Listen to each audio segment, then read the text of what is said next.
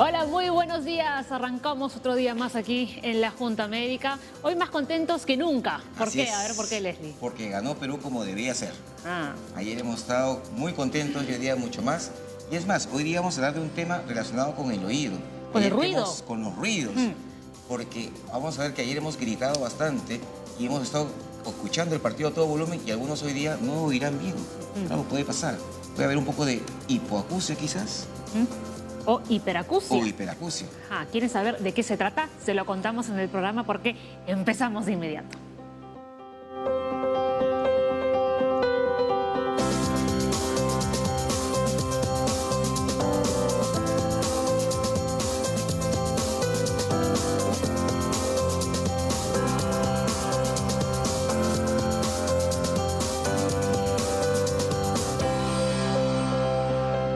Bueno, tenemos que hacer un aviso aquí a la producción de la Junta Médica porque el doctor Leslie y yo hemos quedado que si Perú gana el domingo, el lunes no venimos. Así es.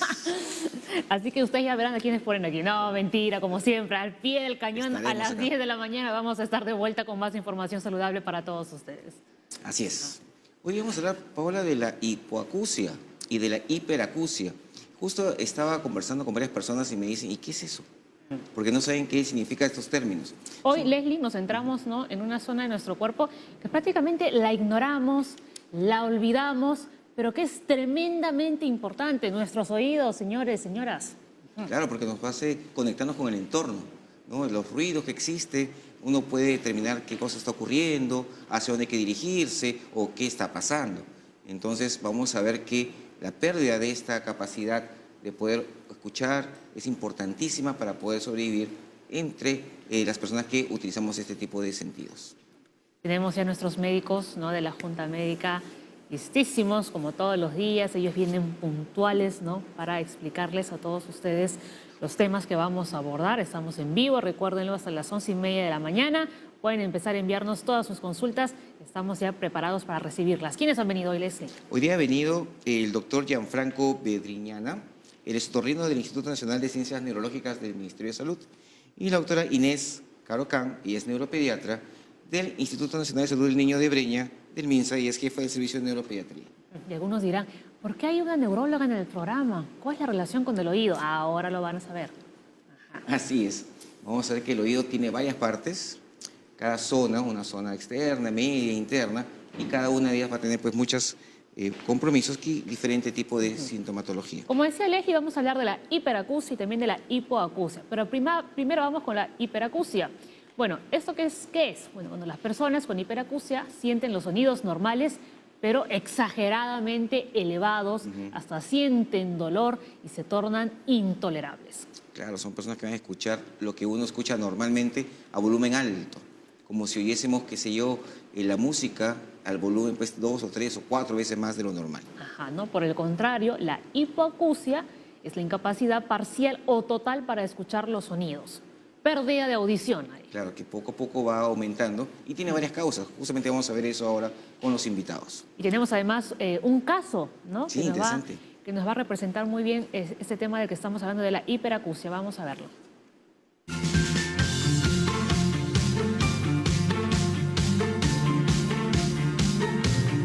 Comencé con la hiperacusia hace 26 años. Estaba en un estudio de grabación en la ciudad de Boston. Teniendo los audífonos puestos, algo sucedió con la persona que manejaba la consola. De manera imprevista se generó un sonido agudo y fuerte. Entonces inmediatamente sentí el impacto y con los días empezó a aparecer ya el síntoma.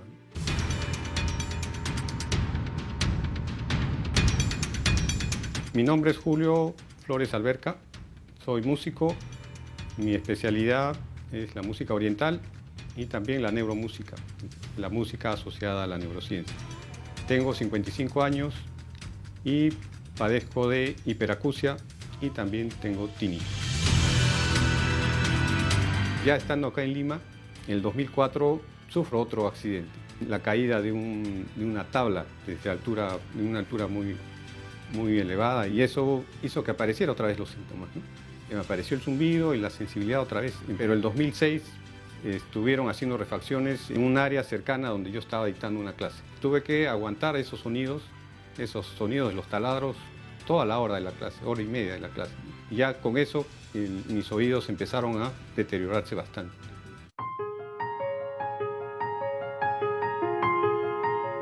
Estando allá en Boston me hice ver por una otorrina y determinó que tenía hiperacusia, que es hipersensibilidad a los sonidos. Y me recomendó que usara protección, tapones. Con esa recomendación me mantuve. No hubo un tratamiento en sí para revertir eso, ¿no? Tuve que quedarme en mi casa encerrado sin tolerar ningún ruido, al punto que no llegué a tolerar ni mi propia voz.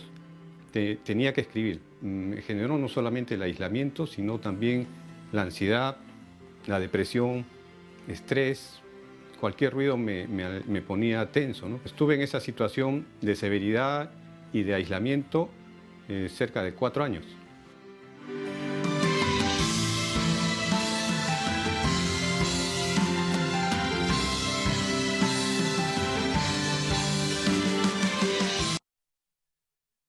Muy bien, ¿no? Y veíamos el caso de Julio, un músico, ¿no? Diagnosticado con hiperacusia. O sea, músico y tiene hiperacusia. Sí, increíble, porque justamente la música te emite un sonido y él lo escucha mucho más intenso. Pero también ha sacado provecho, porque justamente el oír un poco más ha hecho también que cree ciertas melodías, ha hecho que cree ciertas canciones, y es interesantísimo que alguien que tenga una molestia, en este caso, escuchar más, pueda aprovechar eso también para su vida. Claro, pero yo quiero hablar ya con los doctores, porque lo que me ha llamado la atención, ¿no?, de lo que estaba comentando Julio, es que incluso ya le molestaba hasta su propia voz. O sea, no toleraba ni siquiera escucharse a sí mismo, y por eso él optaba, ¿no?, como decía en la nota, a escribir, ¿no? Prefería escribir. A ver, doctores, ustedes que ya nos están siguiendo con la mirada, ¿qué les ha parecido el caso? ¿Realmente la hiperacusia es algo usual o dirían más bien que todo lo contrario? Excelente. No hay muchos casos. Dramático el tema de Julio, ¿no? Dramático, pero no es tan infrecuente como se piensa. ¿Ya? Hola, puede afectar aproximadamente el zumbido, el tinnitus, que es lo que también él mencionaba que también padecía. Puede afectar un 15% de la población en general. O sea, es bastante elevado. 15 más. Y se acompaña precisamente de hiperacusia. Como muy bien lo han colocado, es la sensibilidad a los sonidos, ¿no? A los sonidos comunes, normales, que tenemos en el día a día. Y en el caso específico de Julio, uno de los problemas que ha habido es que él ha tenido un impacto sonoro. Él tiene 2 áreas por las cuales se puede afectar. La primera, porque trabaja con sonidos. Él es un sonidista. Acá tenemos ingenieros de sonidos, tenemos músicos, y son personas que están expuestas. Cuando uno toca, usualmente los parlantes los necesita para escucharse, ¿no? Entonces, está expuesto a ruidos altos. Los ruidos altos afectan en cuanto a volumen. Más de 80 decibeles ya hay una afección del oído. Y no solo por intensidad, también por tiempo de exposición. Claro. ¿No? Y hoy en día, doctor, ¿no?, que estamos acostumbrados a escuchar música con los audífonos y además escuchamos música bastante alto. ¿Podríamos llegar a tener hiperacusia? ¿Escuchas volumen bastante alto con los smartphones, Paola? O sea, con los auriculares, ¿no? Claro. A veces uno está, por ejemplo, en el transporte público y ves a un chico a tu costado que está con los audífonos y vas escuchando la música. Ajá. La Organización Mundial de la Salud ha emitido una alerta en la cual jóvenes, adolescentes que están utilizando smartphones por mucho tiempo y con volumen muy elevado van a padecer problemas de audición con el tiempo. Si actualmente la población de 40, 50 años no padece, digamos, un porcentaje. Un porcentaje de problemas de audición, esperamos que de aquí a 20 años los problemas de audición sean mayores ya en personas de 40 años. Es por eso que se debe recomendar a todos los adolescentes, a todas las personas, que no utilicen audífonos muy pegados al oído. Así. ¿Y por qué? Si nosotros vemos el oído es como una concha, como un radar. Está hecho como para captar sonidos de lejos. Filogenéticamente, es decir, nosotros, desde que estábamos en las cavernas, el oído está hecho para captar sonidos a distancia. el oído no está hecho para captar sonidos tan pegados. Claro. Yo me voy a ajustar a lo que dice el doctora. Chao, me lo quito. Sí. No los escucho en toda, en toda la hora. A la productora tienes que decirle, no te escucho porque me estás afectando, ¿no? Claro. Oh, ya sabes, Ceci. Igual los ingenieros de sonido. Los ingenieros de sonido, por ejemplo, que trabajan haciendo música para hacer las pistas, Las los mezclas, discos, ¿no? las mezclas. Ellos realmente tienen todo el trabajo del sonido para hacer los discos.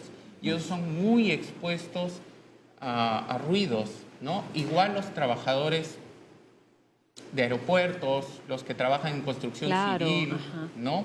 Estamos expuestos a una serie de ruidos, el ruido ambiental, los choferes. No nos olvidemos, ¿no?, de la bocina, el claxon. Si medimos el sonido en la avenida Bancay o en otras avenidas principales, encontramos que los sonidos, los decibeles encontrados son por encima de 80 decibeles durante mucho tiempo, ¿no? Entonces, el ruido nos afecta por intensidad elevada o por tiempo de exposición prolongado.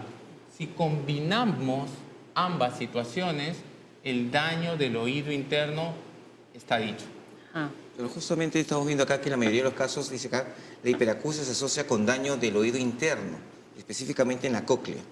¿Nos pueden poner una imagen, por favor, para que el doctor Gianfranco nos explique bien? ¿qué es la cóclea? Es la cóclea, el oído interno, medio. Una imagen bonita esta. Claro que sí. Gianfranco, esta, mira. La cóclea es, si el puntero nos acompaña, ese caracol, como caracol enrollado. Yo soy el puntero. Esto. Excelente, Paola. Ajá. Ese Ahí caracol. está, ¿no? Ese es el oído interno.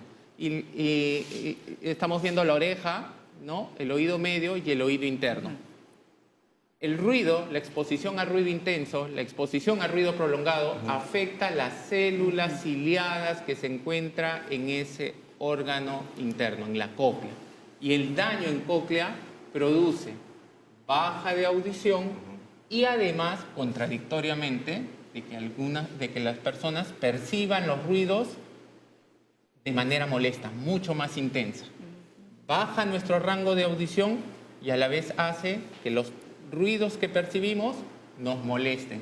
Ese es el gran inconveniente de daños en cóclea, de daños auditivos en cóclea. Ahora, este daño es progresivo.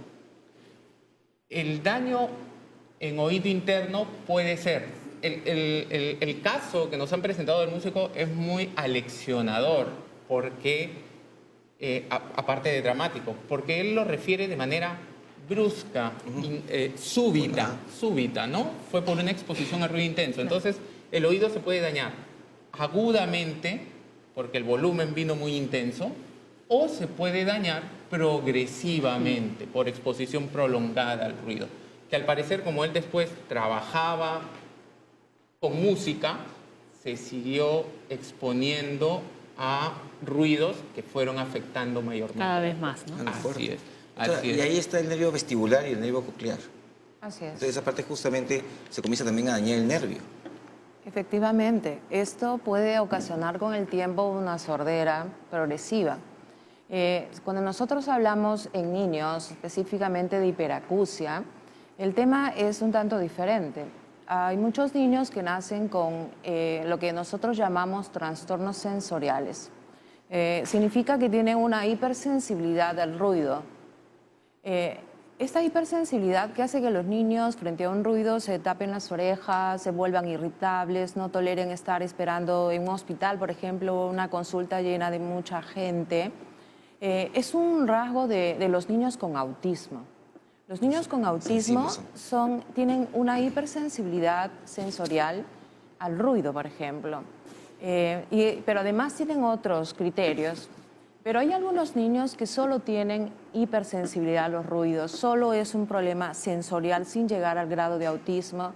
Y esto es lo que nosotros debemos detectar precozmente antes de que el niño empiece a manifestar aislamiento, irritabilidad, problemas de conducta, por esta hiperacusia que manifiesta el niño.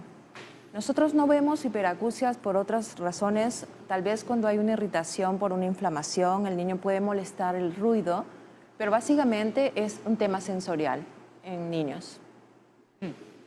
Ahora la migraña, la depresión también pueden cursar con hipersensibilidad. Hace un par de días ustedes tuvieron un programa de migraña. Ayer hablamos de migraña. Ayer hablaron de migraña y tenía el problema de hipersensibilidad a los sonidos. Es verdad. ¿no? Claro que sí. Usted nos sigue. Claro que sí. Claro que sí. Síganos en el fanpage. Es lo que Tenemos, doctores, nosotros ya. llamamos. Ajá. Tenemos ya una sonofobia. pregunta, miren, son las 10:15 y ya nos han escrito. bastantes. ¿No? A ver, la lanzamos, ¿no? Para que los doctores puedan leerla también.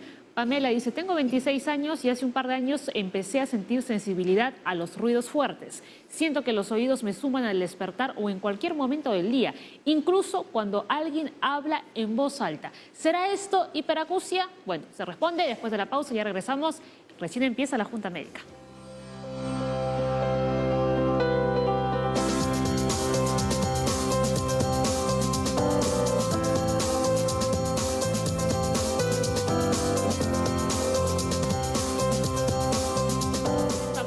Un corte, ya lo han visto, súper chiquitito. Vamos con la consulta de Pamela. Doctores, ¿ustedes qué opinan? ¿No? La vamos a releer de nuevo, ¿no? Para la gente que recién se engancha. Tengo 26 años y hace un par de años empecé a sentir sensibilidad a los ruidos fuertes. Siento que los oídos me zumban al despertar o en cualquier momento del día, incluso cuando alguien habla en voz alta. Definitivamente nos está hablando de un problema de hiperacusia, ¿no? Sensibilidad a los ruidos. Claro que ella lo tiene a los ruidos fuertes, ¿no? Pero ya tiene sensibilidad, dolor a los sonidos, pero aparte está colocando un síntoma que no habíamos tocado y que se acompaña usualmente con la hiperacusia, que es el zumbido. El tinnitus, ese sonidito que pueden sentir como un pitito o como una caída de lluvia, de agua, ¿no? Continuamente, y que se hace más intenso usualmente en las noches. ¿Por qué en las noches? Porque en las noches todos estamos callados y es ahí donde podemos tenerlo. Así es. Entonces el zumbido se puede acompañar de hiperacusia. El zumbido puede ser muy molestoso, muy irritante. ¿Qué le aconsejaría a Pamela? Como le aconsejo a todos a través de programas, es buscar ayuda, atención especializada. Yo creo que un otorrinolaringólogo debería de evaluarla, evaluar audición, ver cómo están los oídos y tomar las medidas, saber cómo podemos ayudarlas de acuerdo al caso individualizado de Pamela. Ajá. ¿Eso, por ejemplo, va a ir avanzando si es que ella no llega donde un médico? Usualmente los problemas de oído interno que habíamos visto en la cóclea, que muy bien nos has señalado, Pamela. Paola. Paola. Son de carácter irreversible y pueden progresar. Usualmente la audición disminuye con la edad. A partir de los 50 años disminuye la audición y a partir de los 40 nuestro sentido de visión, ¿no? Entonces, si Pamela tiene 26 años, esperemos que de aquí a 15 años, y al igual que cualquier otra persona, va a disminuir la función propia de la cóclea. Claro. Y esas personas que dicen, oye, que tiene oído de tísico, que están hablando bajito y el otro escucha en otro cuarto, ¿también eso sería hiperacusia? En realidad, esas son personas que escuchan bastante bien, ¿no? La Demasiado audición, Tiene un sentido más afinado. el rango de normalidad de audición va en realidad de 5 decibeles para escuchar tonos puros hasta 20, 25 decibeles en el adulto, ¿no? Es un rango de normalidad. Existen personas que podemos escuchar a 25 los tonos y estamos dentro de lo normal, como existen personas que pueden escuchar sonidos de 5 decibeles. Claro. Entonces acá estamos hablando de hipersensibilidad, molestia, fastidio por el ruido. Así es. Exactamente. Muy bien. Para que los chicos están preguntando, no, eso que escuchamos cosas bajitas está muy bien ahí. Así es. Okay. Dime, estaba viendo, leyendo un poco de estos ruidos molestos. El ruido más molesto o el más fuerte es el que está debajo del avión, el de los decibeles más altos.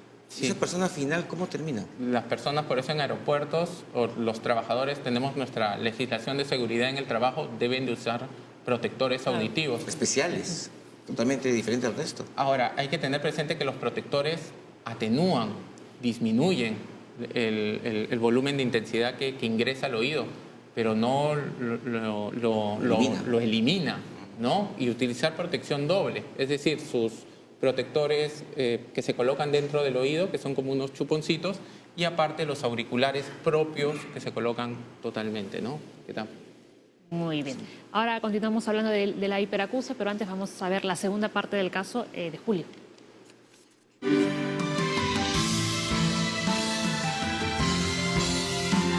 Encontré información muy importante que en español no existía en internet. Entonces se me ocurrió crear un blog.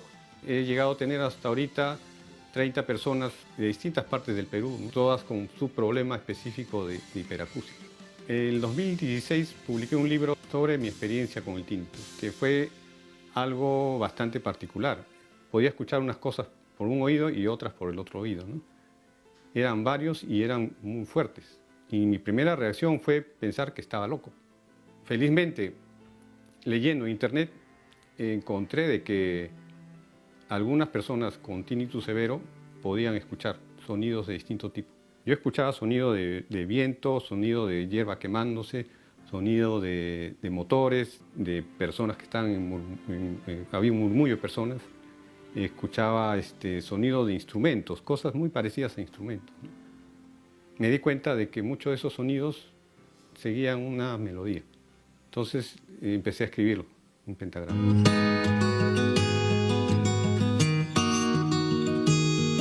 Me mudé a otro distrito más tranquilo, con un ruido ambiental mucho más bajo del que estaba antes, y entonces pude salir a la calle.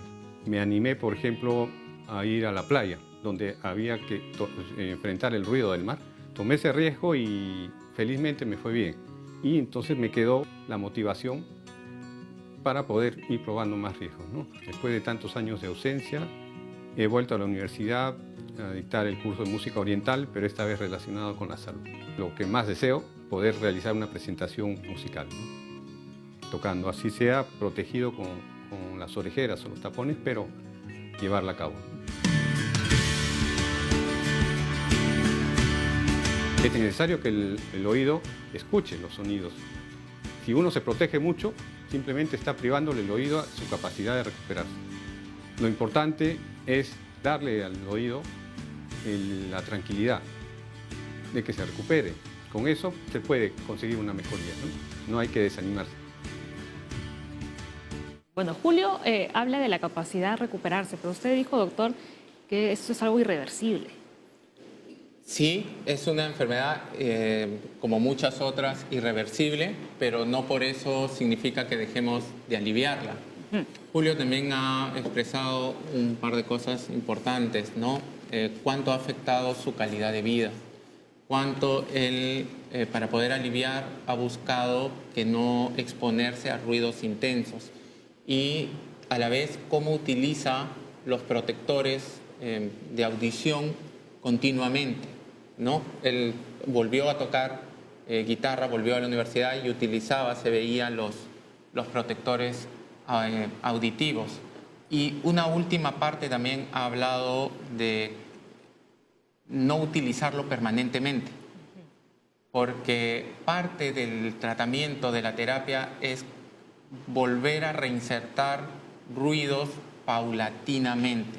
Existen audífonos que podemos utilizar o sonidos en MP3 para poder dejarle a los pacientes en la noche para que lo vayan utilizando poco a poco, ir reentrenando el oído, pero se reentrena con sonidos, pero no únicamente con sonidos, con apoyo psicológico o terapia neurocognitiva, ¿no? Esa es una parte fundamental para ayudarlos, no solo en la hiperacusia, sino en el zumbido, en el tinnitus, Claro. ¿no? Porque el tinnitus puede llegar a ser muy discapacitante, muy molestoso, muy molestoso. Tenemos pacientes en los cuales incluso tienen problemas de depresión e incluso llegan a tener ideas suicidas. Claro. Sí.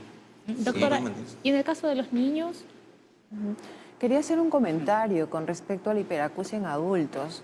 Yo creo que el caso es motivador para muchos de nosotros, especialmente los psiquiatras, porque estos pacientes van a la consulta de psiquiatría porque tienen ansiedad, depresión, escuchan voces y tal vez se puede confundir el diagnóstico con esquizofrenia, psicosis.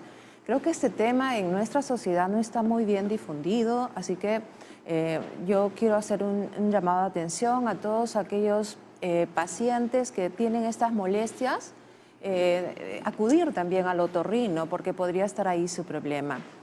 Como decían en niños no tenemos el tema de hiperacusia en sí, pero sí tenemos de hipersensibilidad a los ruidos por problemas sensoriales, igualmente en algunas, como la migraña, que hay lo que nosotros llamamos sonofobia.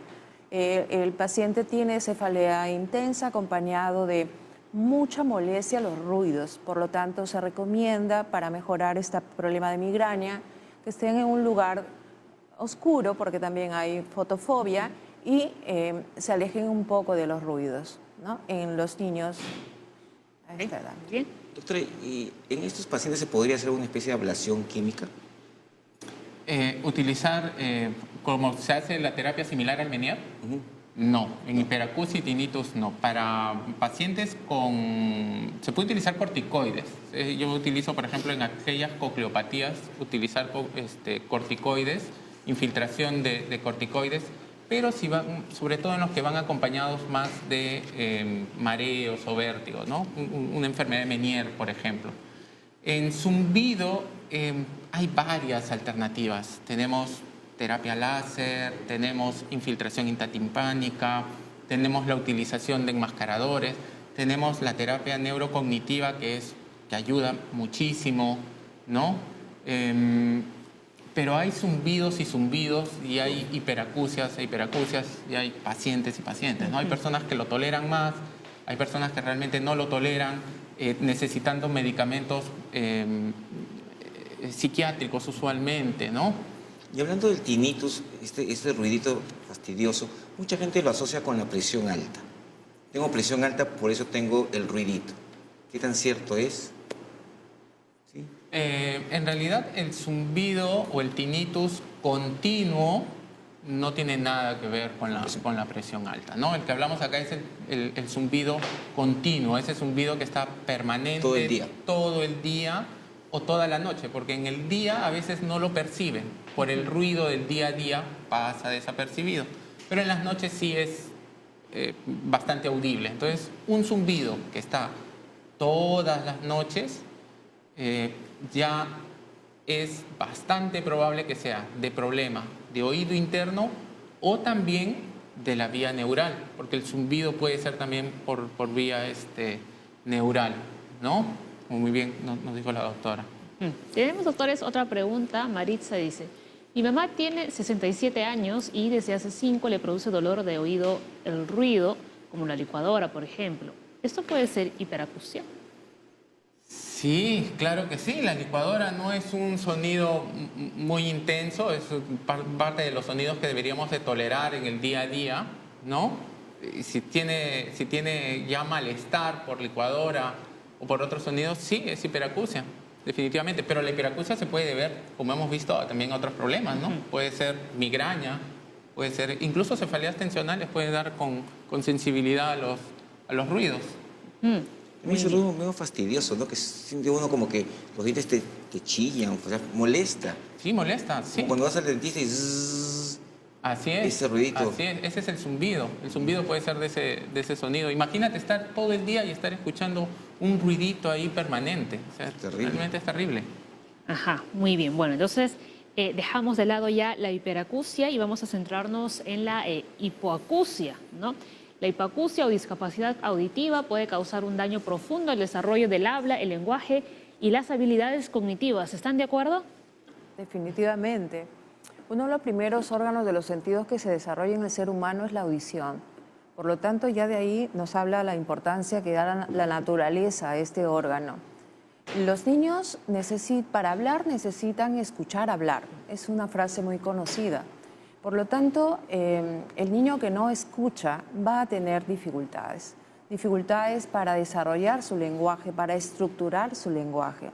Especialmente los niños que nacen ya con hipoacusia congénita, se llama. O sea que ya el problema lo traen desde intraútero, desde el embarazo. Estos niños que no van a llegar a escuchar sonidos, ni siquiera el sonido de su voz, porque para nosotros hablar necesitamos también retroalimentarnos, necesitamos escuchar los sonidos que decimos. El niño que no escucha ni su voz, por lo tanto no va a progresar este lenguaje y el niño va a tener retraso en el lenguaje. Y si es que escucha un poco, que esto se llama hipoacusia, va a tener un lenguaje ineficaz o incompleto o mal estructurado. Esto le va a conllevar a problemas escolares, dificultades en el aprendizaje, porque el niño va a escribir como escucha. Va a tener aislamiento, porque los niños ahora son un tanto crueles. El niño que no habla bien, pues lo molestan bastante los compañeritos. Nosotros podemos esperar que el niño no pronuncie bien algunas palabras hasta aproximadamente los 6 años o algunas letras, eso se llama dislalia. Pero ya después de los 6 años, un niño que tiene dislalias, o sea, que no pronuncia bien la R o algunas otras letras, tiene que entrar una evaluación auditiva, porque podría ser que algunos sonidos no los esté escuchando bien. Claro, y justo, doctora, Yanelita Aquino, ¿no?, nos preguntaba a través de la cuenta de Facebook, ¿a qué edad los niños deben pasar un despistaje auditivo? ¿Se parece, no? Lo ideal Recién nacido. es desde que nace. Ajá, O sea, en otros países y acá en el país también ya se está implementando el tamizaje auditivo, que es una prueba no invasiva muy sencilla para poder detectar simplemente si el niño escucha o no escucha. Si hay la sospecha, ya pasará a otras pruebas más para ver exactamente inclusive la causa de por qué no escucha. Todo niño desde que nace tiene que pasar por tamizaje auditivo. Pero luego, a los 4 meses, y eso es muy importante que los papás reconozcan, que a los 4 meses el niño voltea con cabeza y todo al origen del sonido. Esto, los papás son los primeros que deben de estar capacitados para detectar ese simple detalle. El niño que no voltea a los sonidos, que no ubica la fuente de origen del sonido, tiene que ser evaluado inmediatamente. E inclusive desde que nace. El niño desde que nace, frente a los ruidos, parpadea, aumenta la respiración, se despierta, llora. Te asusta. Mucho más es la Los voz de cohetes, la por madre. La voz de la madre desde que nace, el niño lo reconoce. Si está llorando la madre le habla, el niño deja de llorar. Entonces aquel niño que la madre le habla y como que no escucha la voz de la madre, también es un signo de alarma. Claro. En recién nacidos nada más. La palabra clave en todo esto, tal como nos lo ha dicho la doctora y como le dicen, es lenguaje. La esencia de un recién nacido, de que sepamos que escucha bien, es de que pueda desarrollar el lenguaje. Y el lenguaje se desarrolla cerebralmente hasta los 5 años de edad, esencialmente, ¿no? Entonces, mientras más precozmente detectemos problemas de audición, es mejor.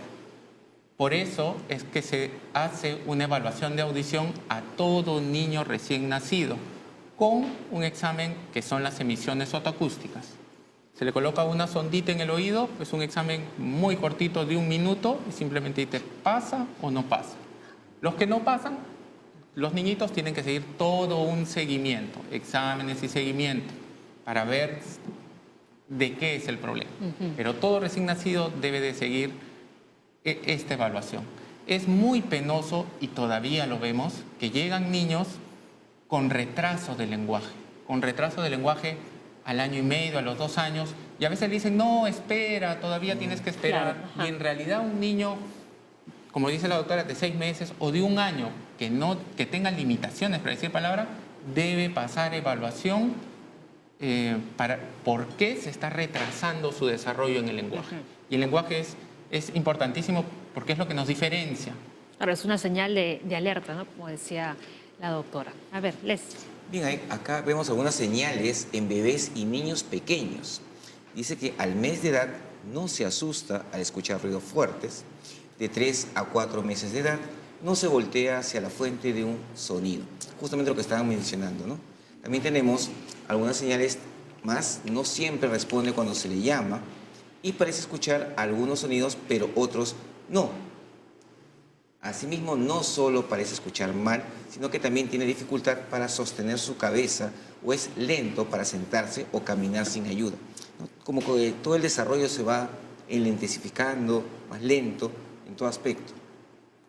Yo creo que los papás deben reconocer algún retraso en el lenguaje y hay una forma muy simple de reconocerlo. Por ejemplo, el niño cuando nace hace sonidos guturales, se llama, sonidos que no se entienden bien, pero a los 6 meses viene la fase de vocalización. O sea, dicen vocales, A, E, I, que hay que repetirle como forma de estimulación. Luego a los 9 meses hacen una consonante. Esa vocal se acompaña de una letra y entonces dicen ma, pa, ta. Al año juntan 2 consonantes, o sea, dicen mamá, papá, teta. A los 15 meses, para no olvidarnos, son 15 palabras que aproximadamente debe decir un niño. A los 2 años debe juntar 2 palabras, mamá vamos, mamá dame, mamá toma. A los 3 años debe juntar 3 palabras, mamá dame teta. Y a los 4 años, frases completas, mamá dame la teta. Esas otras que unen las palabras. Yo creo que si la madre está atenta a esta evolución del lenguaje, tal vez podemos detectar precozmente, porque uno de los primeros síntomas de hipoacusia va a ser este retraso en el habla. Y la ventaja de poder detectar tempranamente es de que se les va a poder ayudar tempranamente, porque tenemos terapistas del lenguaje que pueden ayudar a adquirir un lenguaje, y si ese niño tiene hipoacusia, la utilización de prótesis auditivas, de audífonos, y si no le va bien, utilizar el implante coclear. Pero lo que debemos de tener presente es que al año de edad el niño debe de ser capaz ya de decir ma, pa, teta, ¿no? Dame. Al año. Al año 2 meses, ¿no? Pero debe de ser capaz. Y si no es capaz de eso, entonces son signos de alerta, por lo cual debe de acudir al centro de salud de evaluar al niño. Porque no solamente los problemas de audición pueden dar retraso del lenguaje, existen otros problemas que pueden dar retraso del lenguaje. Pero cuando tenemos los niños, hay un programa para crecimiento y desarrollo. Así es. Que deberían llevarlos a los niños siempre a sus controles. Así es, la mamá tiene que llevarlos siempre. Pero te sorprendería ver de que hay también profesionales de la salud a los cuales se les pasa. Sí, me imagino. Sí, pues se les pasa y efectivamente llegan al año y medio, 2 años, o lugares alejados. Tenemos lugares alejados en el Perú y llegan pacientes chicos de 5 años, 7 años, y el problema de dejar los problemas de audición o los problemas de lenguaje largo es que después de los 5 años va a ser muy difícil que adquiera un lenguaje. Anteriormente los conocíamos o les decíamos sordomudos, ¿no? Pero un niño que tiene baja de audición no tiene por qué no lograr un lenguaje. Claro. Un niño con problemas de audición puede lograr y desarrollar un lenguaje, incluso en hipoacusias severas, en hipoacusias profundas. Actualmente podemos lograr que los niños logren un lenguaje y tengan un desarrollo en la sociedad. A ver, doctores, tenemos la consulta de Lina, dice: mi hija tiene epilepsia e hipoacusia parcial. ¿Existe relación entre una y otra? También me dijeron que tiene que usar audífonos porque con el pasar del tiempo se agudiza. Existen enfermedades que pueden dar hipoacusia, por ejemplo la meningitis a una edad determinada puede dar hipoacusia y puede dejar unas secuelas. En realidad la epilepsia con hipoacusia no tiene mayor relación. Si le han dicho que tiene que usar audífonos, sería bueno que utilice, si es que tiene ya la indicación de audífonos. Es como los lentes. La mejor manera cuando uno no ve bien es utilizar lentes. De la misma manera, cuando uno no escucha bien, los audífonos medicados, o sea, los audífonos que se venden en casas auditivas, no los que encontramos en la vereda o en la calle, son los que ayudan a escuchar mejor.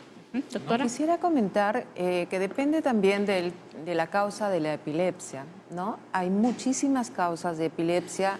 Algunas son secuelas puede ser secuela de prematuridad, secuela de asfixia, secuela de alguna meningitis, de alguna enfermedad degenerativa, en la cual la hipoacusia va acompañada. Y eso es lo que llamamos hipoacusia neurosensorial, que es la que a veces no se recupera con audífonos, porque es un tema del nervio para adelante o de lesión cortical, en la cual el niño a veces quizás escucha, pero no interpreta lo que escucha, ¿no? Entonces, ese es otro tipo ya de hipoacusia que es más neurológica. En este caso, sería importante saber cuál es la causa de la epilepsia de su niña, si tiene retraso en otras áreas, retraso, discapacidad intelectual, por ejemplo, que sí podría ir asociado con dificultades auditivas. Pero igual yo estoy de acuerdo que si el niño ya tiene un diagnóstico de hipoacusia, ingrese pronto a una terapia con un audiólogo, un logopeda, y también utilice, de ser posible, algún aparato que le ayude a mejorar la capacidad de escucha, ¿no? Va a mejorar su calidad de vida. Sí. Ahora, es cierto que estos aparatos auditivos son bastante caros. Existen de varios precios. Actualmente ha disminuido el costo en el país porque hay más oferta, pero quería tocar el tema, por ejemplo, de la doctora que decía, ¿no? La inteligibilidad de la palabra, qué tanto entiende la palabra. No solamente se hacen exámenes de audición de tonos, sino también qué tanto entiende, qué tanto puede entender. Y actualmente existen audífonos que, si tenemos un problema cortical, porque todas las señales se interpretan en el cerebro, en la corteza del cerebro a la larga, pero si tenemos un problema, digamos, en algún lado de la vía, porque tenemos dos vías, tenemos incluso audífonos que pueden comunicarse entre sí.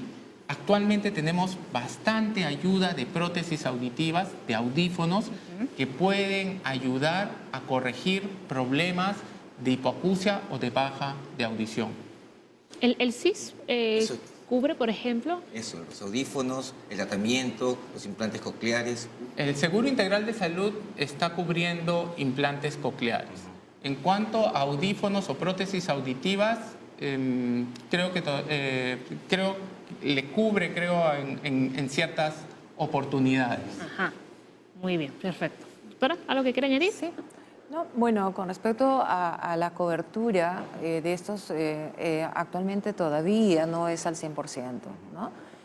Hay un programa que es FISAL, que da coberturas especiales para implantes cocleares, que ya se está haciendo en el país. Pero yo creo de que lo primero es ver la causa en una hipoacusia, especialmente en niños, ¿no? Para ver si va a tener éxito el audífono o no. Vamos a ver cuáles son las causas, doctora, ¿no? Anomalías congénitas, ruido, envejecimiento, acumulación de cerumen, traumatismo craneal, infecciones. Acumulación de cerumen. Claro que sí. Si las personas, si en el oído externo, por ejemplo, tenemos cerumen, va a bajar la audición, ¿no? Ya. Cualquier problema, tanto en conducto auditivo externo, cualquier problema en oído medio, cualquier problema en oído interno, cualquier problema en la vía neural en la que lleva la información corticalmente, va a producir baja de audición. Yo quiero recalcar aquí las infecciones. Una de las causas de hipoacusia son las otitis. La otitis media, que los niños lo tienen frecuentemente y que realmente tienen que ser bien manejados y bien curados, porque esto al final sí puede dejar secuelas. Claro. Y hay niños muy susceptibles a las otitis, como los niños que tienen síndrome Down, por ejemplo, aquellos niños que tienen sinusitis, rinitis alérgica, tienen tendencia a hacer complicaciones infecciosas que a la larga van a complicar su audición. Y tienen que tener un buen manejo por pediatría o por otorrino para que esto cure completamente. Sobre todo terminar el tratamiento, porque muchas infecciones desafortunadamente requieren, por ejemplo, 10 días y le dan 3, o le dan 2, y después se complica. Y eso está llevando a que tengamos actualmente una alerta de resistencia a antibióticos, ¿no? Sí, es cierto, tienen que cumplir con el tratamiento, pero lo más importante es quizás de todo esto entender que hay múltiples causas por las cuales puede bajar la audición, múltiples causas. En el caso de niños o de escolares, de preescolares, ¿no? Llevarlos periódicamente a sus controles con el pediatra, ¿no? Y en los casos de las personas mayores también, no esperar, porque hay hipoacusia por la edad. Sí, Hay personas mayores, 60, 70 años, que notan que ya baja la audición, buscar al otorrinolaringólogo para que pueda medir la audición y poder darle la mejor solución a su problema. Exacto. A ver, Nelly dice, ¿podrían explicar acerca del síndrome de Meniere y qué cuidados debemos tener las personas que tenemos esto? Doctor, al volver lo cuenta. Ya regresamos.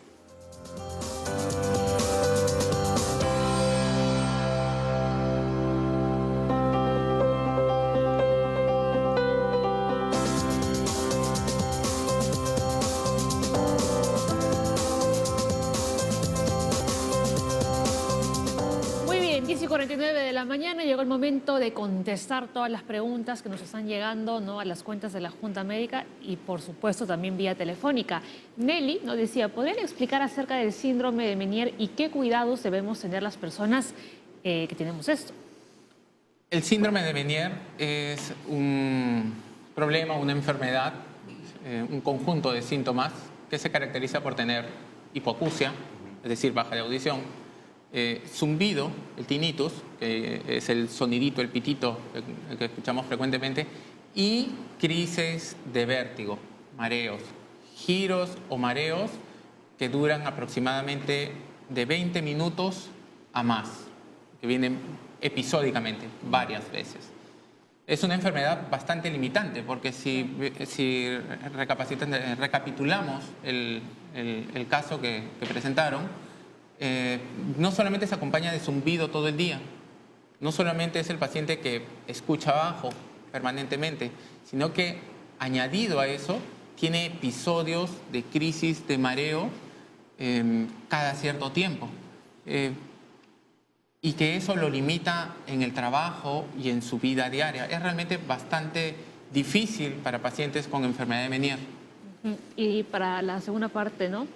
¿Qué cuidados? ¿Qué cuidados debemos de tener? Los pacientes con síndrome de Meniere, lo primero es detectarlo. Lo primero es acudir a un profesional, otorrinolaringólogo, que pueda evaluar la audición, que pueda ver qué tan frecuentes son sus crisis de mareo. ¿Cómo cuidarlo? Tenemos tratamientos con medicamentos que podemos utilizarlo. Tenemos tratamiento, felizmente, también que es muy efectivo en cambio del estilo de vida. A estos pacientes les pedimos que disminuyan el consumo de sal, que hagan actividades físicas relajantes, ejercicios, que disminuya también el consumo de azúcares, de azúcar procesado. Podemos utilizar también infiltración intratimpánica para mejorar la enfermedad en caso de estos pacientes. Uno de los problemas o inconvenientes con síndrome de Meniere es que empieza en un oído y posteriormente puede afectar al siguiente oído. ¿Sí? Entonces, en las infiltraciones, a lo mejor tiene un familiar con síndrome de Meniere, las infiltraciones se pueden hacer con corticoides o con medicamentos ototóxicos que buscan una ablación química del oído interno. Es por eso que yo siempre sugiero iniciar quizás con corticoides, porque no sabemos en qué momento si va a aparecer o no en el otro oído. Y el problema de utilizar ablación química es que la audición la podemos disminuir totalmente. Desde Arequipa nos llamó Verónica por teléfono, ella tiene 36 años y dice, mi sobrina de 3 años llora cada vez que escucha ruidos fuertes. Cualquier sonido estridente la desespera y me dijeron que podría tener autismo. ¿Lo que presenta puede convertirse en hipoacusia? No va a convertirse en hipoacusia, pero es lo que hablábamos de un trastorno sensorial, una hipersensibilidad de algunos niños a algunos ruidos. Esto puede ser autismo, como puede ser solamente un trastorno sensorial aislado de hipersensibilidad a los ruidos.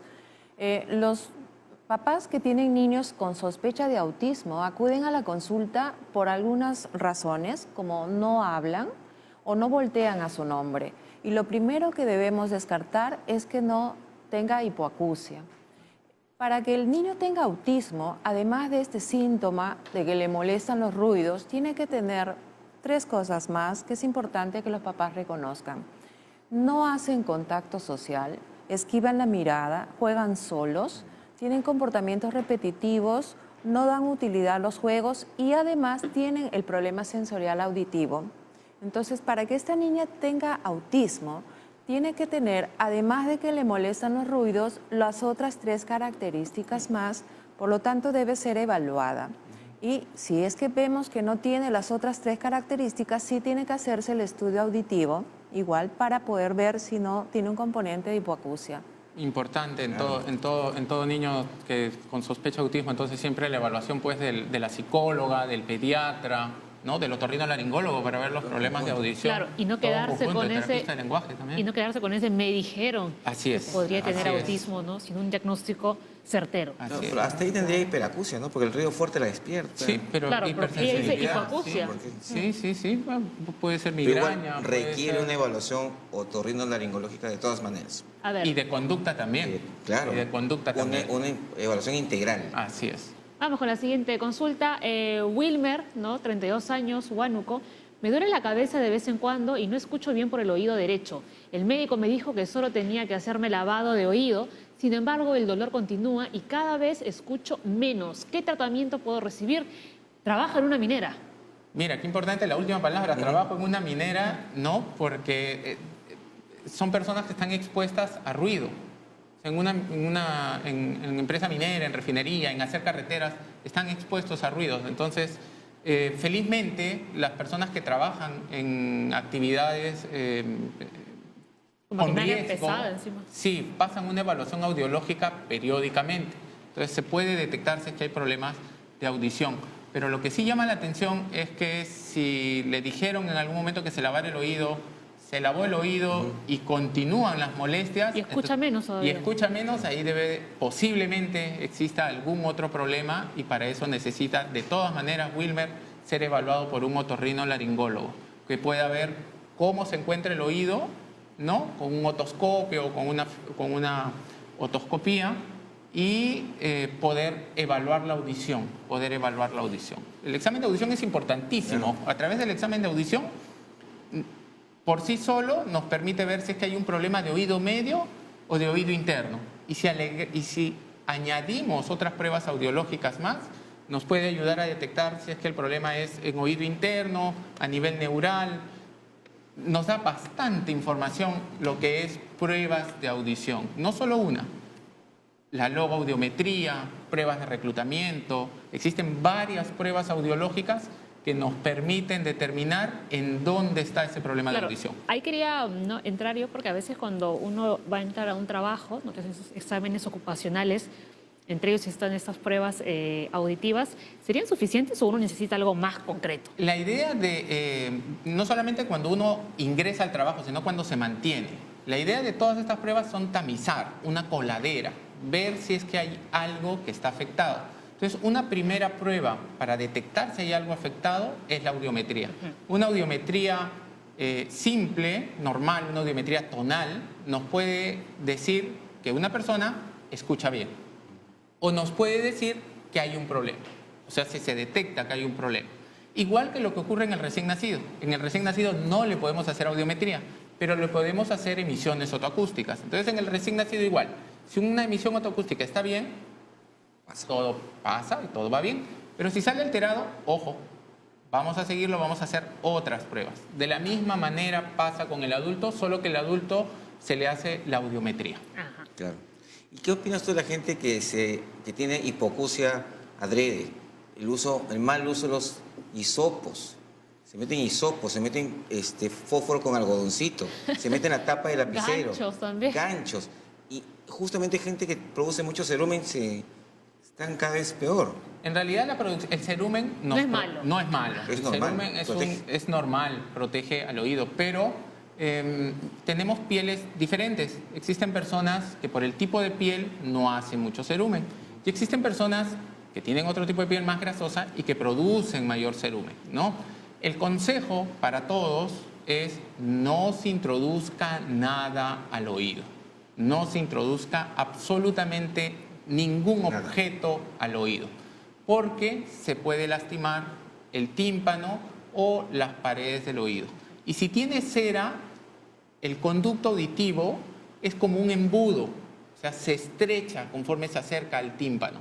Si uno intenta introducir un hisopo en un embudo, lo que va a lograr con la cera es taponar más. Si bien es cierto, puede salir una parte, pero lo va a lograr taponar más. Si es que no se queda el hisopo, si es que no se queda el algodón adentro, ¿no? Y ahí la pregunta del millón, entonces, ¿cómo limpiamos nuestros oídos? ¿Con un pañito?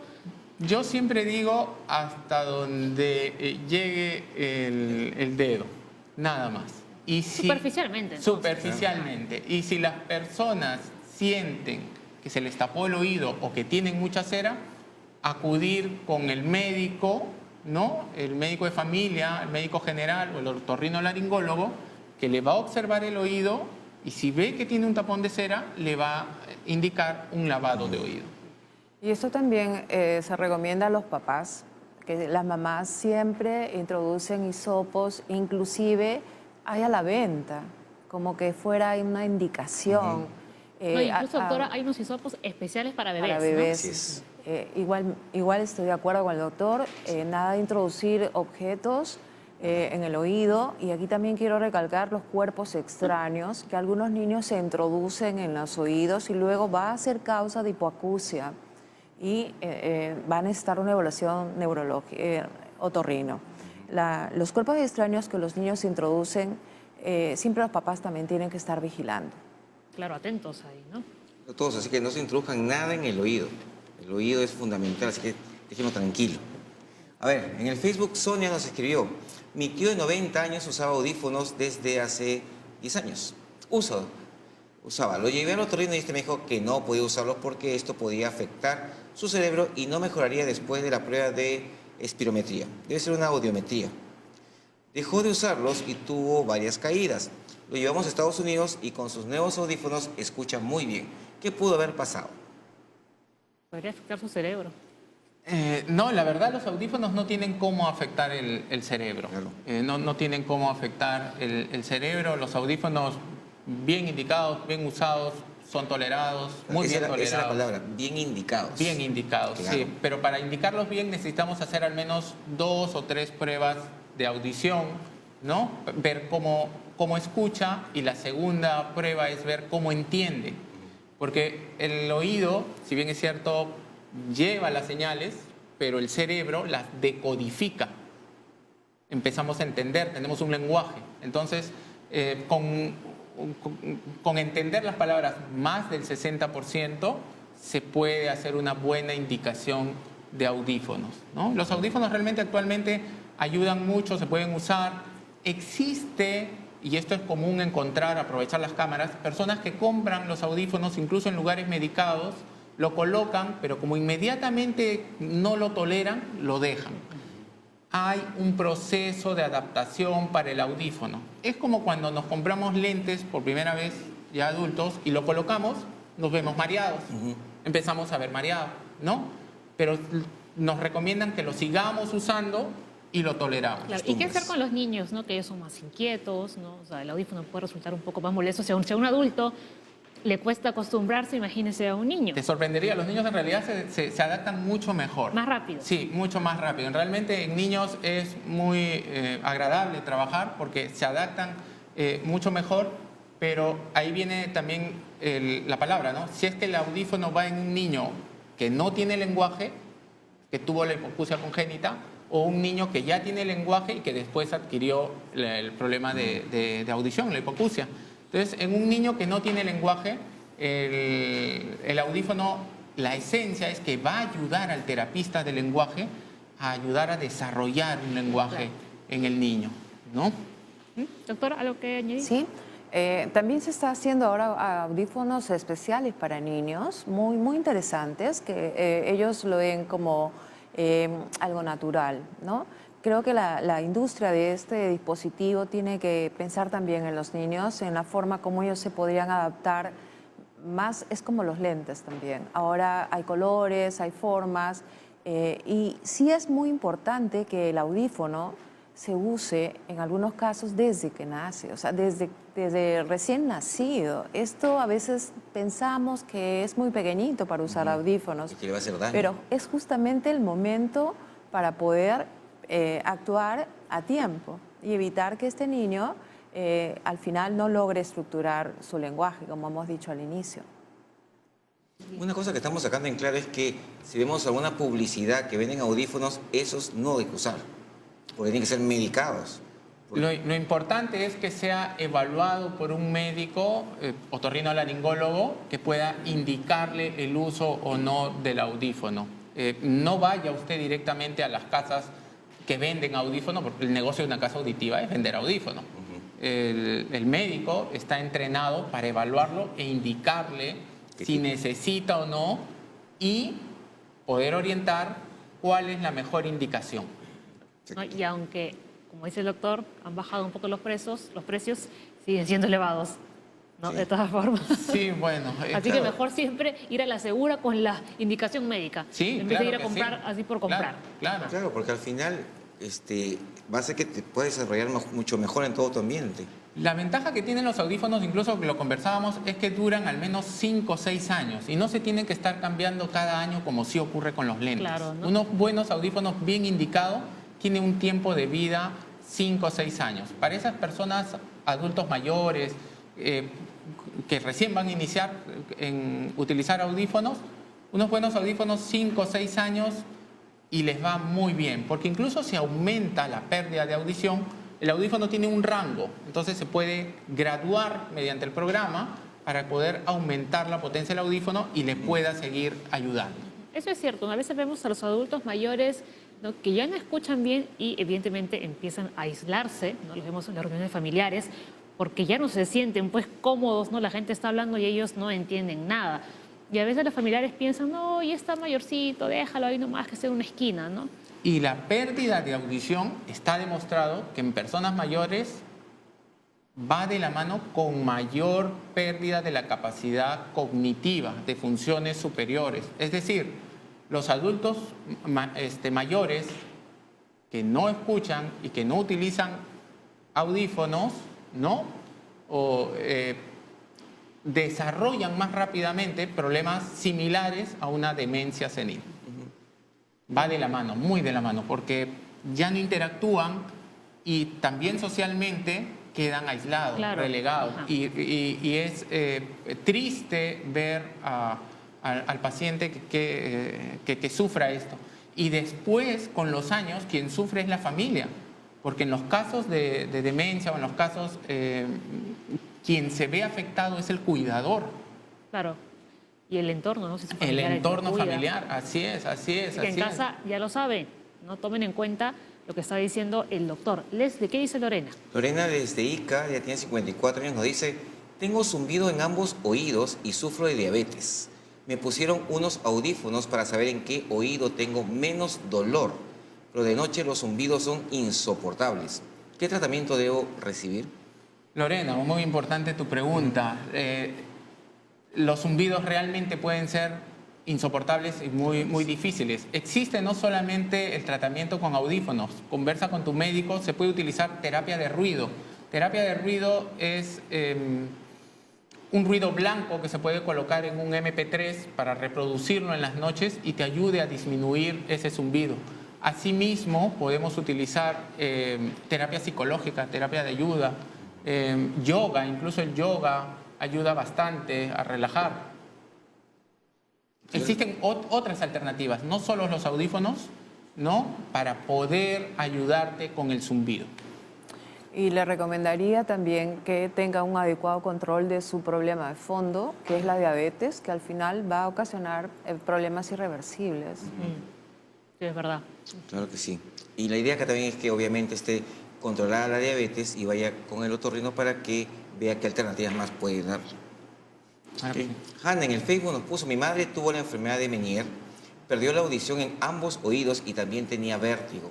Yo he tenido zumbido en un oído durante mi juventud y a los 50 años perdí la audición. El último médico me diagnosticó hipoacusia neurosensorial y que no hay nada que pueda hacer. ¿Es cierto? Los temas, los problemas de audición, los problemas de daño en oído interno son irreversibles. Pero nuevamente, claro que podemos hacer, claro que podemos ayudar. Si es que se adapta a un audífono, puede utilizar audífono.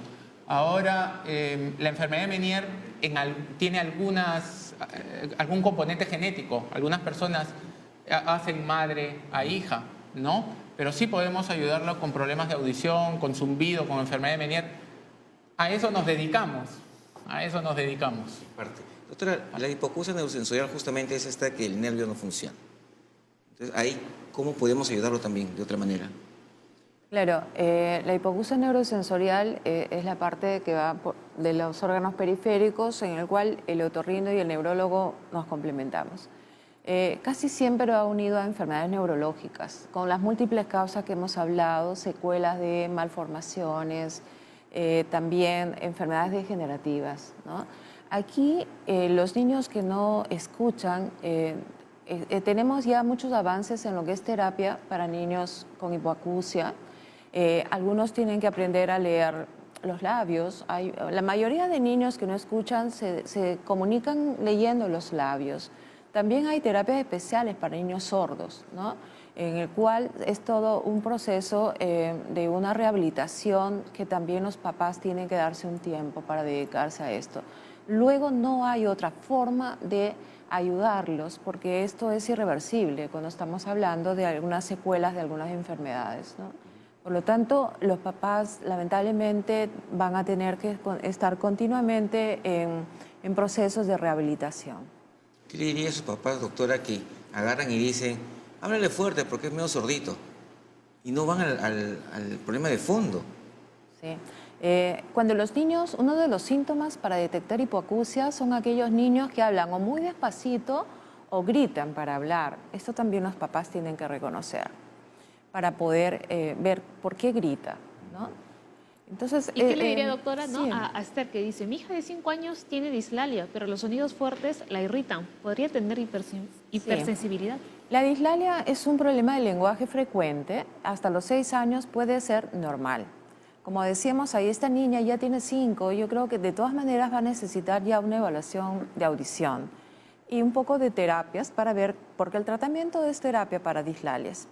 En este caso sí parece que la niña tiene hipersensibilidad a los ruidos, ¿no? Sí, de hecho, tiene un problema sensorial para el cual también hay terapias.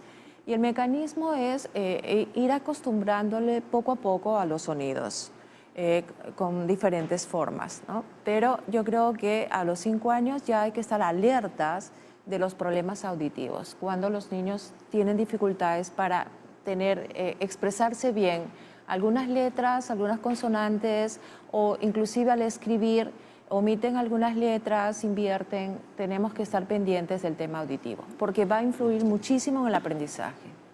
Interesante, ¿no? Porque siempre que hablamos que el niño se irrita o que habla bajito o cualquier cosa, pensamos que es comportamiento nada más. Y nadie piensa en el oído. Nadie piensa en el oído.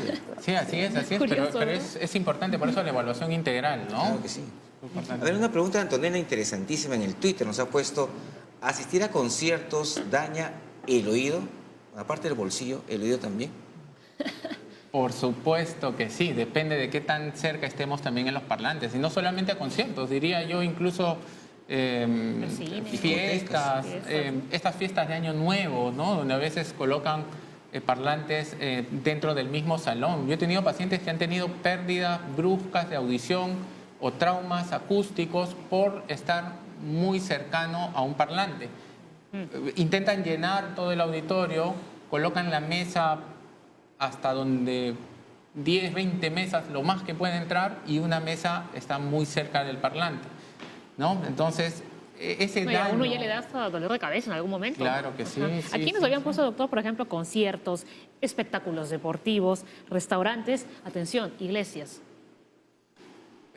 Bueno, en cualquier lugar en donde el volumen suba de 80 decibeles, ¿no? Hay iglesias en donde el volumen quizás es un poco más bajo, hay iglesias que utilizan parlantes, depende de qué tan cerca estemos a los parlantes, y también una predisposición genética propia del individuo. Hay personas que genéticamente tienen cierta propensión a desarrollar ciertas enfermedades, entonces el estímulo, la agresión del sonido puede afectar, ¿no? Es por eso que quizás en una mesa, en esa misma mesa de Año Nuevo que está cerca al parlante, no todos se afectan, pero una persona sí. Y hablando de mesas de Año Nuevo, arriba nos dicen que también las fiestas infantiles. La idea es cuidar nuestros oídos de no estar cerca de parlantes o de lugares en donde exista volumen intenso. Y si tenemos que estar en algún lugar que haya un volumen intenso, no estar expuesto mucho tiempo, ¿no? Porque, nuevamente, el oído se daña con el volumen intenso y por el tiempo de exposición. A mayor tiempo de exposición, con mayor volumen, de todas maneras hay daño en el oído interno. Y aquí es insoportable, pero tú, incluso para un peatón que va andando, ¿no?, por las calles, y van los conductores, ¿no?, que te revientan el claxon, Sí, y horrible. algunos incluso no tienen un tico y les ponen un claxon de barco. Sí, pues, sí. Felizmente en muchas municipalidades ya está prohibiendo de que no se toque el claxon, de Eso que son haya multas. menos ruido, Perfecto, menos perfecto ruido eso. ambiental. Una Sí, contaminación acústica, La ¿no? contaminación por ruido es muy alta, sobre todo en la ciudad de Lima. Y ¿no? por el tráfico, pues eso es Entonces, insoportable. si vamos a una fiesta o uno de estos conciertos, ir a un lugar alejado del parlante. Alejado del parlante, y puede utilizar también los protectores Claro. auditivos. Pero hay cómo saber, doctor. Pero me van a decir, ¿ustedes para qué voy al concierto? Así es, Si no eso es lo que escuchar dicen, nada. créeme, eso es lo que dicen, eso es lo que dicen, ¿no? Incluso con los celulares, ¿no? Pero las recomendaciones tienen que ser Claro esas. que sí. Esas son las recomendaciones. Doctora, Sí, no, que hay muchísimos estudios actualmente que demuestran que la población está tendiendo a perder la audición más rápido debido a que no estamos manejando bien los ruidos. Entonces ya entra en la parte de la prevención. La municipalidad está haciendo su trabajo, pero también nosotros como médicos generales debemos de orientar a los adolescentes especialmente, que ahora hay muchísimos artefactos de sonidos con demasiado volumen, hacer higiene del sonido, así como se hace higiene del sueño, tener buenos hábitos para evitar esta progresión irreversible que está ocurriendo en la población según los últimos estudios. y hay algunos celulares que incluso cuando tú intentas subir el volumen te va avisando, ¿no? Sí, Ajá. sí, existen software actualmente, ¿no? O aplicaciones para que a partir de unos años ya se pueda regular en todos los celulares, para que todos los celulares tengan ese aplicativo Claro, que sería lo pueda ideal. alertar Ajá. en caso de que el volumen esté muy alto. Perfecto eso. A A ver, Elsa de la Perla, tiene 59 años, dice, hace 10 años empecé a perder la audición en el oído derecho. Escucho mejor por el oído izquierdo. Siento como si se taparan mis oídos y las gotas no me hacen efecto. ¿Podría ser hiper o hipoacusia? Qué importante lo que nos pone Elsa, porque ella está utilizando gotas para un problema de audición. No dice si es que alguien se le ha indicado, si algún médico se le ha indicado. Posiblemente ella acudió por sí sola para utilizarlo. Ante cualquier problema de audición, no utilice gotitas, acuda a la evaluación. Ahí tenemos que hacer una audiometría, Elsa, porque si no escuchas bien por un oído, tenemos que ver qué está pasando. Por edad, normalmente perdemos la audición, pero en ambos oídos. Envejecemos de la misma manera del lado izquierdo como del lado derecho. Claro. Claro, pero en el caso Pero de ella... en el caso de ella está perdiendo de un solo oído. Entonces, ¿qué está pasando ahí? Eso no es por edad, no es algo natural. Hay una pérdida de audición que debe de ser por algún problema que está ocurriendo. Ahora, ¿esas gotas podrían generar una infección incluso? ¿O no? No necesariamente, ¿no? Porque son gotas medicadas, son gotas antibióticas, no deberían de generar ningún problema mayor, pero debería tampoco usarlas. está indicado, no tiene por qué usarlas, exactamente. Por gusto está usando. Así es. Yo creo que la evaluación de la pérdida auditiva en un lado siempre tiene que ser evaluado, porque puede ir desde un tema leve, como un cerumen, a inclusive hasta un tumor cerebral. Así es. O sea, el tumor cerebral, especialmente una zona que nosotros llamamos ángulo pontocerebeloso, se manifiesta por pérdida gradual de la audición unilateral y se ve también muchísimo en niños. Y va acompañado de síntomas de debilidad facial y otras cosas que va a tener que ser evaluado siempre por un profesional. Así es, las tumoraciones de ángulo pontocerebeloso usualmente inician incluso con zumbido unilateral, o sea, y son tumoraciones de muy lento crecimiento y posteriormente viene con una hipoacusia progresiva, poco a poco. Pero Pero no asustemos, no asustemos. porque ahora la gente va a Así decir, es. uy, tengo tumor Uy, ahora. tengo, sí. A ver, Marta llamó desde Barranco. ¿Qué audífonos son más recomendables? ¿Los que ocupan todo el oído o los pequeños de celular? Marta, después de la pausa, te respondemos.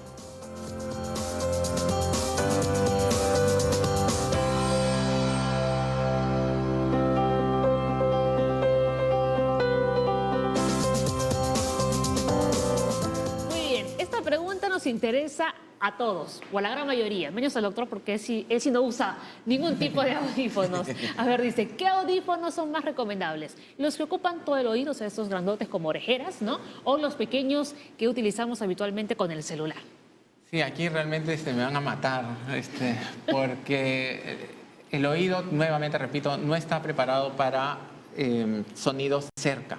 El oído está hecho para captar sonidos a distancia. Entonces, Como radares. como radares, claro. Entonces, de preferencia, ¿no? Siempre es importante utilizar para escuchar música el celular en altavoz. De preferencia, no utilizar audífonos que vayan pegados al oído.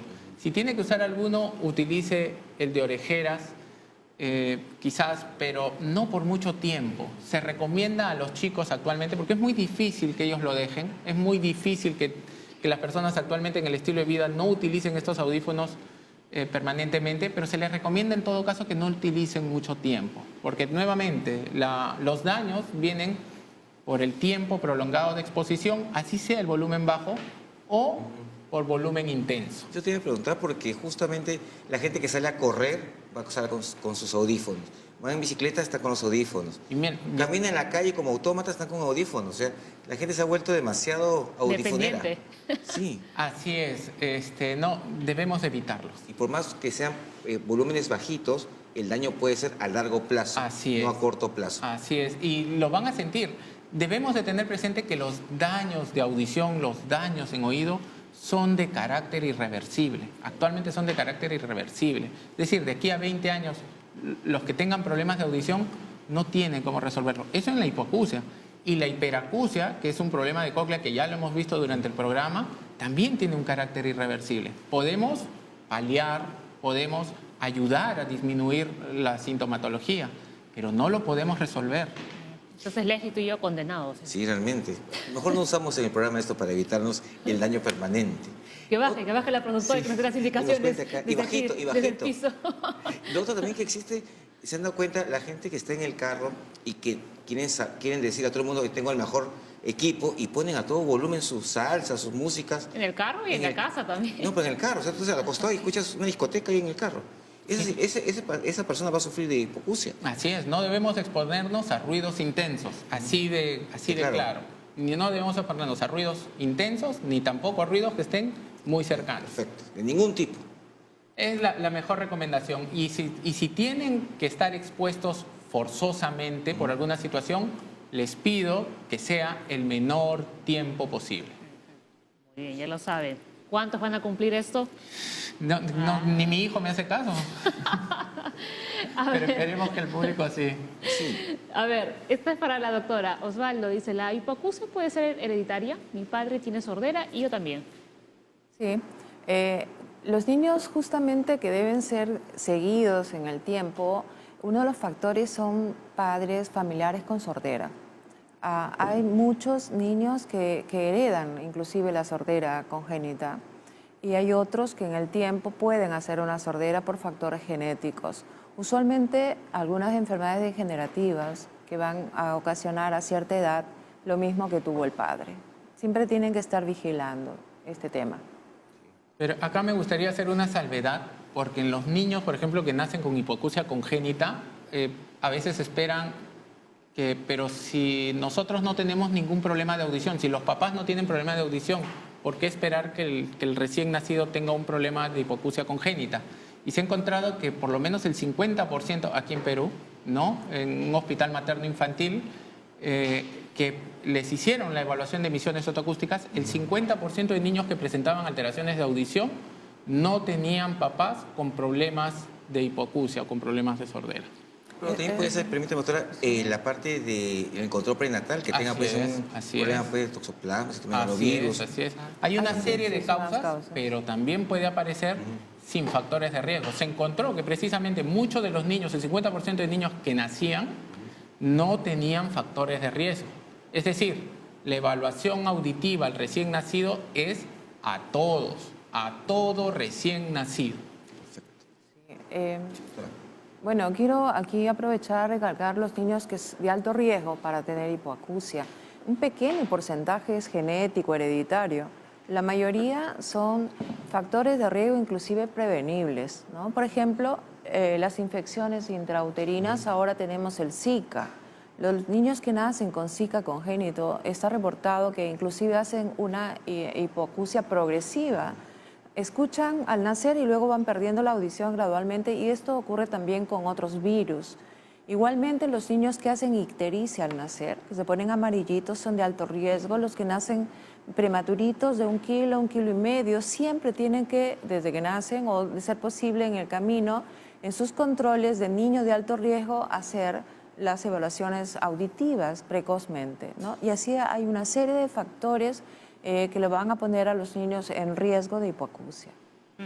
A ver, ¿qué le decimos a Miguel Ángel? Dice, tengo 25 años y soy sordo del oído derecho desde nacimiento. Según los exámenes que me hicieron a los 16, necesitaba audífonos. ¿No habría otra manera de curar una sordera de nacimiento?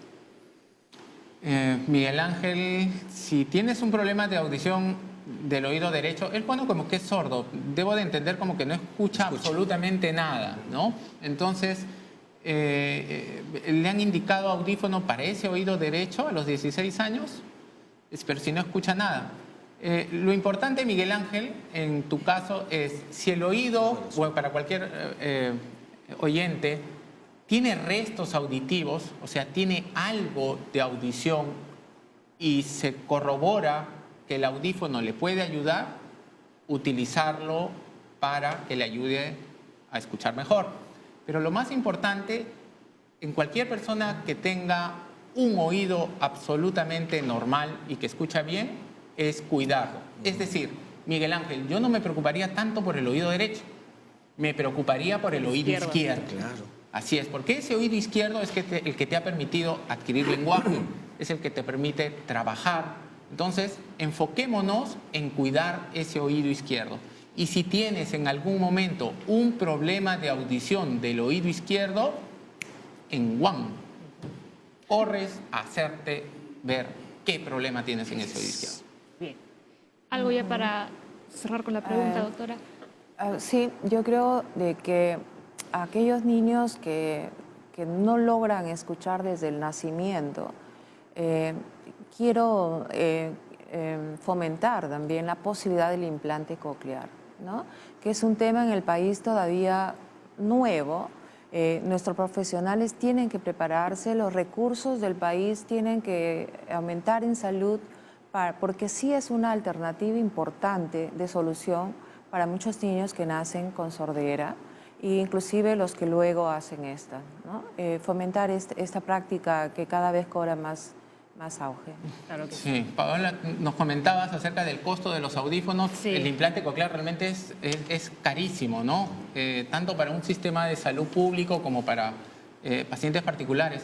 A mí me gustaría dar el consejo de que en niños pequeños el uso de audífonos precozmente. Si es que le dicen que su hijo, hija, tiene un problema de audición y debe de usar audífonos, utilícelo y que vaya de la mano con la terapeuta de lenguaje. La esencia en hipoacusia en niños es adquirir el lenguaje. Entonces, el fin no es el uso de audífonos. El medio es el uso de audífonos. Claro. La terapia de lenguaje es el medio que complementa y la finalidad, un adecuado lenguaje. Muy bien, doctores. Muchísimas gracias por haber estado hoy aquí en la Junta Médica. Nos vamos cumpliendo el horario. 11:30 en punto, Leslie. Así es, hemos aprendido hoy día que para poder escuchar bien hay que tener una buena evaluación y cuidar el oído fundamentalmente. Evitemos ruidos muy altos porque eso va a hacer que a la larga perdamos poco a poco la audición y que los controles hay que hacérselos siempre.